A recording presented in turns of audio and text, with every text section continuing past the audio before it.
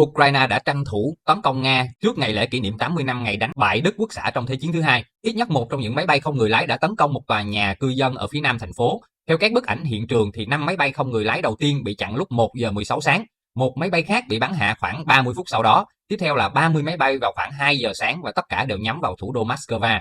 Theo thông tin sơ bộ thì không có thương vong, thị trưởng Moscow tuyên bố, đồng thời cho biết các dịch vụ khẩn cấp đang làm việc tại hiện trường và mọi biện pháp cần thiết đang được thực hiện.